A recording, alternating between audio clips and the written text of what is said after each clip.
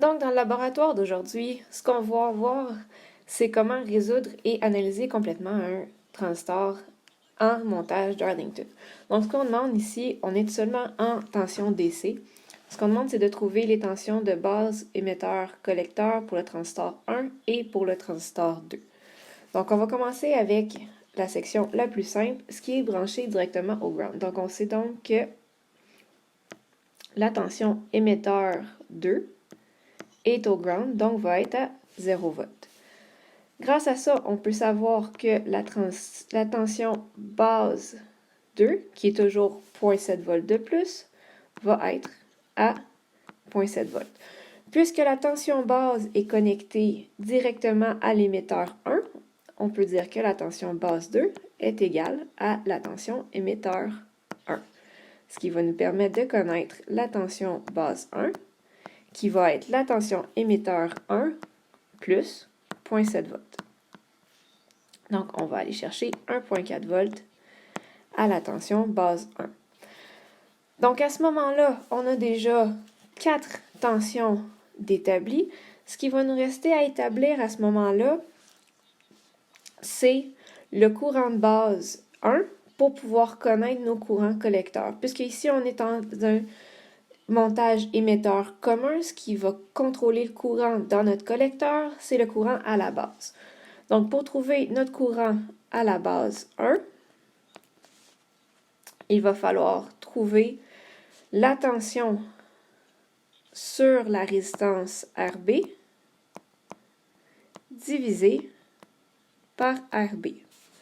Donc, ici, la tension à la résistance RB, on a la tension de source de 14 V, moins la tension de la base de 1,4 V, divisé par ma résistance RB de 438 kΩ, ce qui va nous donner un courant de base d'environ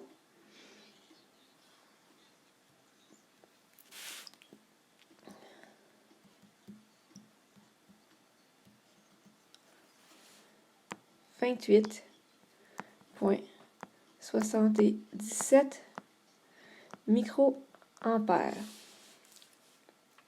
Ça, c'est notre courant base 1. À partir de notre courant base 1, on va pouvoir trouver notre courant collecteur 1, qui est notre courant base 1 fois notre gain en bêta. Donc ici, si on va voir sur l'énoncé du problème, on sait que le bêta de Q1 est de 76. Donc bêta 1, 76. Donc on va prendre notre gain de notre base 1 de 28,77 microampères fois notre gain bêta Q1 de 76, ce qui va nous donner un courant collecteur de 2,19 milliampères.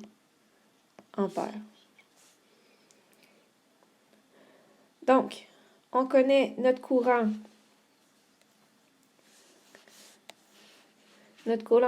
collecteur 1 qui circule ici. On va pouvoir trouver notre courant collecteur 2 en trouvant notre courant émetteur 1 qui va devenir notre courant base 2.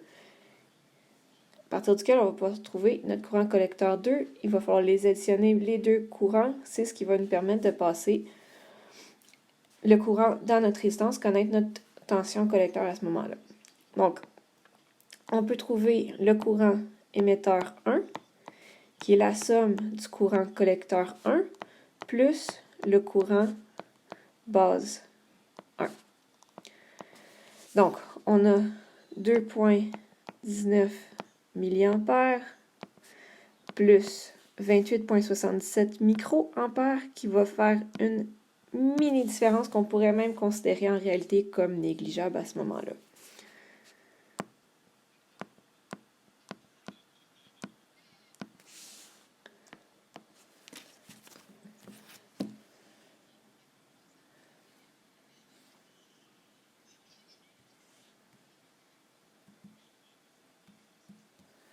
Donc, ça va donner 2,22 milliampères. Si vous avez dit que le courant de la base était négligeable par rapport au courant collecteur, c'est pas faux puisqu'on a un courant de base 1 de 76. À ce moment-là, on peut considérer que le courant de base est négligeable par rapport au courant. À partir de notre courant émetteur 1, on peut trouver notre courant de base 2, puisque les deux sont connectés directement ensemble par un fil. Ce qui va nous permettre d'aller chercher notre courant collecteur 2, qui va être notre courant base 2 fois notre bêta 2, qui va nous donner un bêta de Q2 de 56. Donc, on va prendre notre 2,22 milliampères fois notre bêta 2 qui, cette fois-ci, est de 56.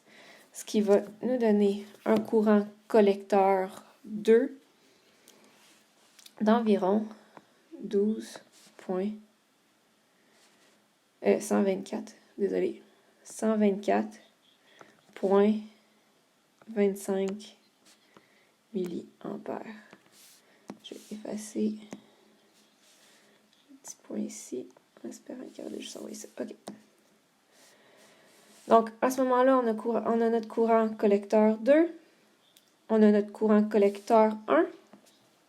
On peut trouver notre courant émetteur 2, qui est notre courant collecteur 2 plus notre courant de base 2, qui va être notre 124,25 milliampères plus notre 2,22 milliampères.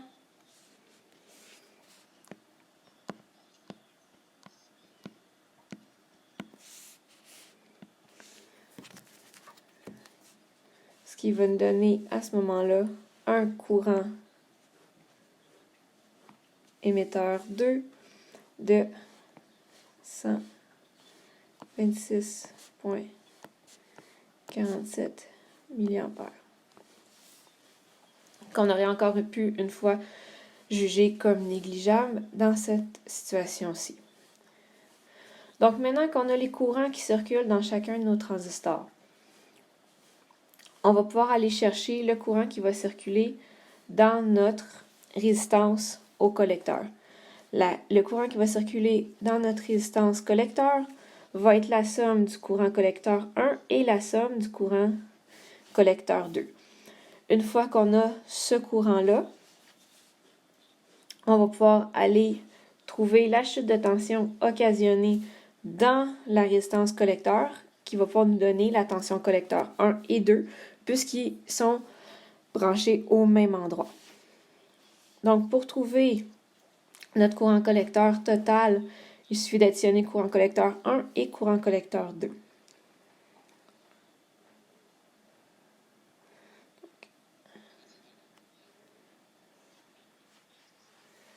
Donc, notre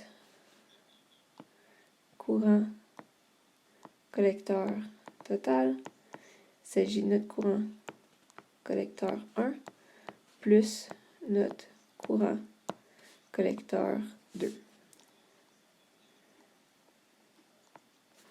Donc, notre courant collecteur 1 était de 2,19 milliampères plus notre courant collecteur 2 de 124,25 milliampères. Ce qui va nous donner un courant total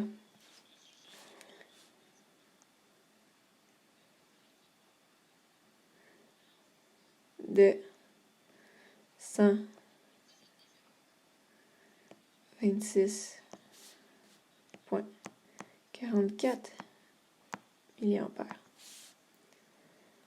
Donc, on sait qu'il y a 126,44 milliampères qui circulent dans notre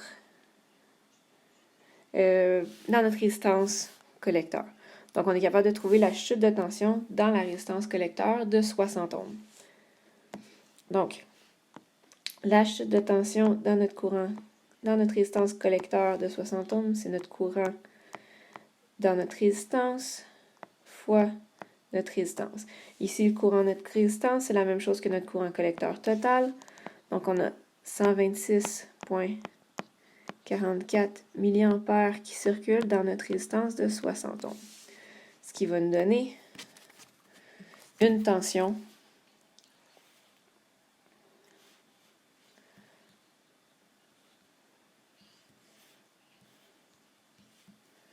de 7,59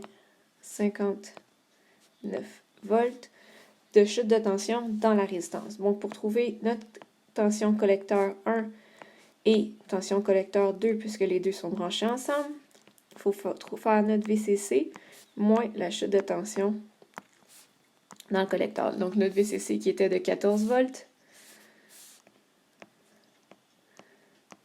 moins la chute de tension de 7,59 volts, ce qui va nous donner une chute de tension, ce qui va nous donner au final une tension de 6,41 volts à